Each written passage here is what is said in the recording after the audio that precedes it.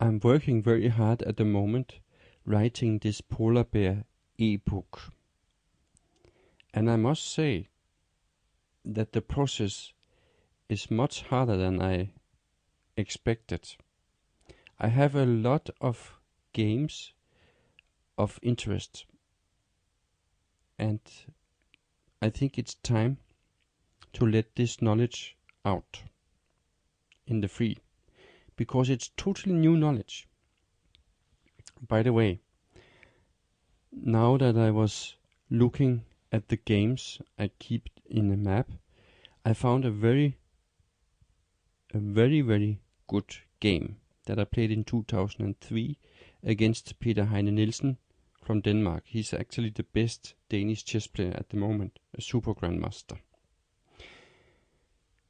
So I of course played f4 against him, and he played c5, and then I continued with b3, knight c6, bishop b2, and then d5. And now I choose to develop the bishop over e2 and not g2. And it's because this type position here, where white can play bishop b5 and get a reverse Nimzo-Indian, so to speak, is considered to be good for white, if you know the classics. And when I say classics, then it's Arun Nimzowitsch. He wrote this book, My System. And in that book, he shows some game with exactly this type position here that he liked to play with white. And I remember Fischer, he knew that this type position here is good for white, because he once used it in an important game against Meking from Brazil. Meking was at that time, when they played in the 70s, quite young, and I remember Larsen, he wrote that it was strange that Meking didn't know that this type position was good for white. Then he said, maybe it's because he didn't read My System by Nimzowitsch. But anyhow, Peter Heine, he allowed me to go into this nice type position. Maybe Peter Heine don't know it either. So after g6, then I continued with bishop takes c6. Now that he allows me to give him the double pawn, then I will just do it right away. Knight f3, bishop g7, castle and castle. And the problem with black is only that he has a double pawn on the c file, because many endings is simply not good for him.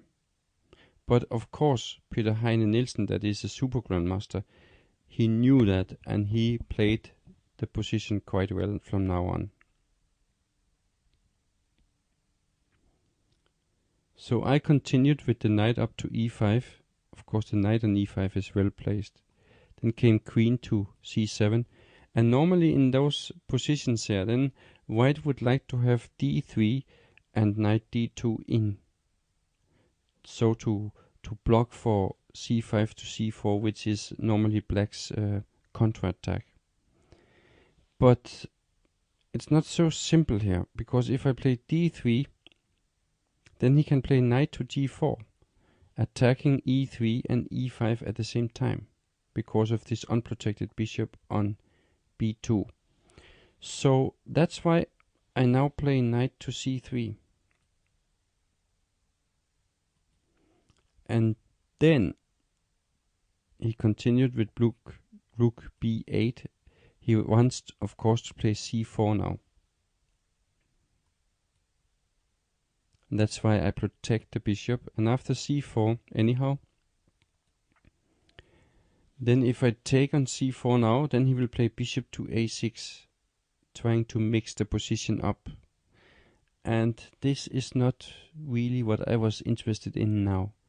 So instead I played rook to b1, then came bishop e6, and I put the bishop on a safe square a1.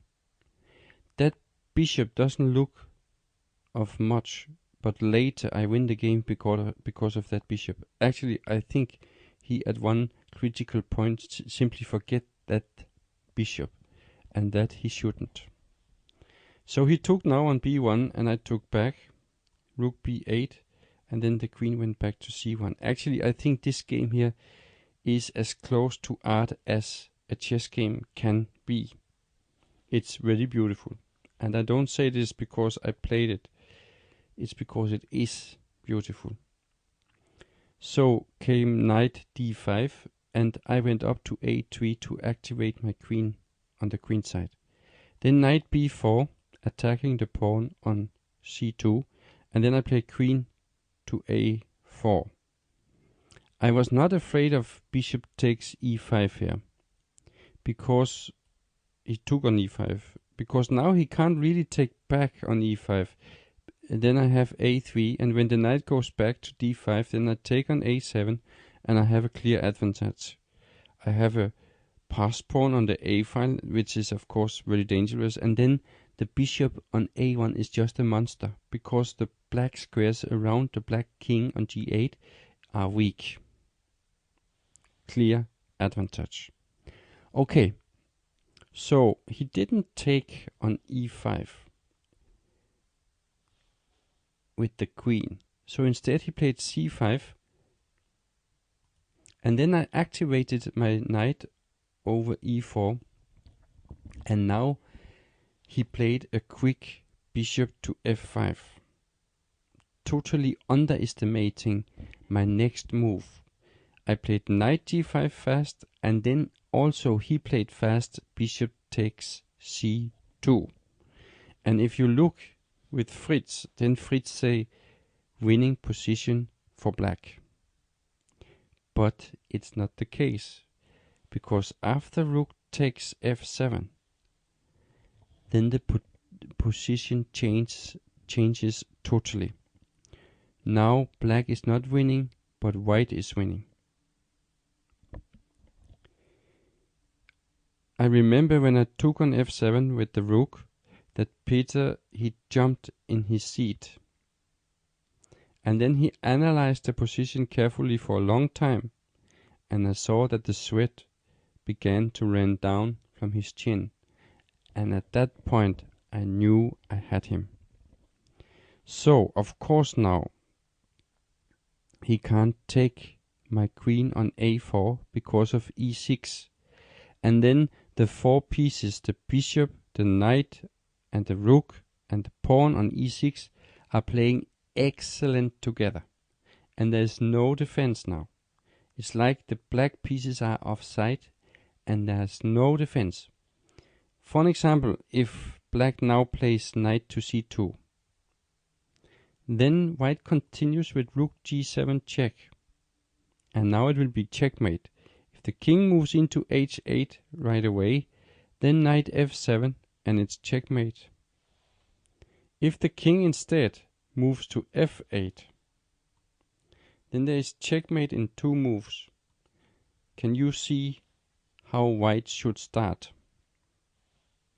Well, if you saw knight takes h7, then you're right, because the king can only move to e8. Remember, the king cannot eat the rook because of bishop a1. So the king has to move to e8 and then rook to g8, checkmate.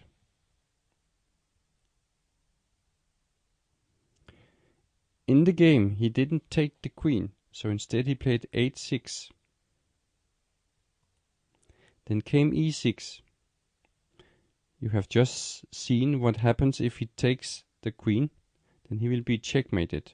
So he took the knight instead, but after rook g7, there's no defense. He played king to h8. If he instead had played king to f8, then it's very simple. White can just continue with rook to h7, and it will be checkmate next time with rook h8, no defense. Again, because of this monster bishop on a1. It's unbelievable strong. The white pawn on e6 is taking the white squares d7 and f7 from the black king, and the bishop on a1 is taking the black squares from the king. Excellent cooperation. So, after rook g7, then the king has to move into h8. But then came rook takes e7, check. The king has to move to g8, and then the second queen sacrifice in the game, queen e8 check. Of course the rook will have to take the queen, and after rook takes back, then the king cannot move to f7 as you can see, and it cannot move to g7 because of the bishop, so it has to move to h7, and then white can finish the game with rook to h8 checkmate.